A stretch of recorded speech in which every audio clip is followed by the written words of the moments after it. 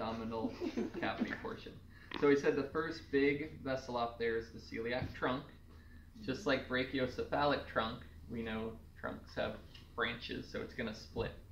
So it splits into three, and if you think, like celiac disease, celiac means belly. So it's going to be bringing blood to some organs of the belly. If it's the first branch after we go through the diaphragm, it should be organs up here. So we're not talking about large intestine. What three organs are kind of right in this area? What's on your upper left quadrant? Spleen. Spleen. What's in the center-ish? Kidney. Liver's over on the right. I mean, it's big, so it goes into the center too. Stomach. Oh. Yeah. So of these three branches, one's the left gastric. So we're talking about the celiac trunk's kind of hidden up in here, but you can track it down. You'll see these three branches. One is the left gastric. So if it's only bringing blood to the left side of the stomach, we'll talk about another vessel that handles the rest of the stomach in a few minutes. Another branch is splenic. These are arteries, by the way, so we're off the abdominal aorta. So left gastric artery, splenic artery is easiest to find once you know where the spleen is. And then one is the, what are we doing here? Oh yeah, so one is the common hepatic artery. So because it says hepatic and because it says artery, you should know it's bringing oxygen-rich blood to the liver. Hepatic means liver. So why is this word common used? Because it splits. Because it splits. You know about the common carotid artery and the common iliac artery. In both cases, they split. So the common hepatic artery says, we're going to the liver, but we're going to be splitting also. So you can find that one here.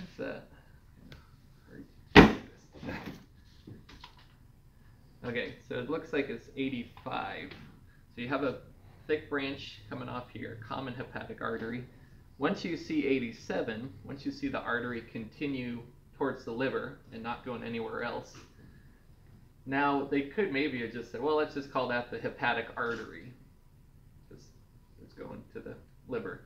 But they added a word proper, hepatic artery proper, to say this time, this hepatic artery is really going to the liver officially. So common hepatic artery forms, one of its branches is hepatic artery proper. The other is gastroduodenal artery. Gastro refers to stomach. Now we know where the rest of the stomach is getting its blood from. Not the left gastric off the celiac trunk, but the gastroduodenal off the common hepatic artery. And the duodenum, which is the first part of the small intestine, is getting blood from this area also. There's those mesenteric arteries lower that will supply the other parts of the small intestine, the large intestine, rectum, and all that stuff will come later. But we're still up pretty high. So we've handled spleen, both sides of the stomach, liver, and just a little of the small intestine. The other big branches off the abdominal aorta, the real big ones are superior and inferior mesenteric arteries. Superior and inferior. So those branches, they're just about as big as any vessel you'll see. You should see big, large branches for those. So those handle, like I said, the rest of the small intestine and large intestine and other lower abdominal organs. We'll talk a little bit about those today in lecture, but let's finish up with this liver, because liver's got two weird things going on. One is this branching of the arterial system and the different names that we just covered, and the other is that because one of the functions of the liver is to process blood, it has an extra vein. In other words, the spleen has an artery and a vein. Splenic artery, splenic vein. Blood flows into it to nourish the cells. Blood flows out of it with waste products like CO2. The kidneys have the same thing. Renal artery, renal vein. Gonadal artery, gonadal vein. In all those cases, it's just one artery and one vein. No big deal. The liver has that too. It has a hepatic artery, It's down under here. It's red. It's bringing oxygenated blood to the liver to nourish its cells. Same as everywhere else. I should say it's the hepatic artery proper is the name of it. We already talked about that. So now we've nourished the liver cells. And around back, number 45, is one of the hepatic veins. What we haven't really worried about is that the liver's real big, so in actuality there's multiple arteries and veins going in and out of it. But I'll just worry about number 45. So there's a hepatic vein. Veins bring blood into the heart. So far, those two are just the same as any other organ, pretty much.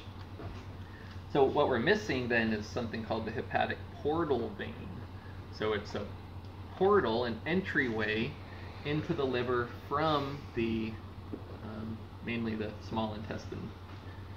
So when we learned about the common hepatic artery and how it branched into the hepatic artery proper, right next to that is the hepatic portal vein.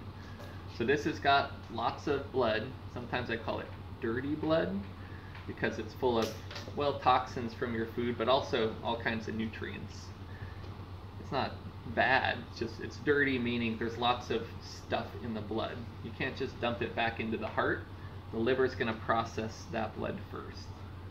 So the hepatic portal vein, right on this model behind the hepatic artery proper, is bringing that blood from digestive organs into the liver to clean. So you've got two entries into the liver, and then just the hepatic veins coming out the top of the liver. It's a very short blood vessel because it can just dump the blood right into the inferior vena cava. So 2 in, 1 out. In the liver, that dirty blood mixes with the arterial blood, powers the liver processes it, and then all that mixed blood leaves through the hepatic veins back to the heart. So that is probably the most complex part of the model. You know, if you add everything else up, there's lots more. You know, it's pretty tough on itself, but just that section, I think, is an area to kind of focus on, because we will do our digestive chapter, and we're going to talk more about the function of the liver, for example, and it helps to understand where this blood's coming from and going to when you start learning more about the liver. Okay.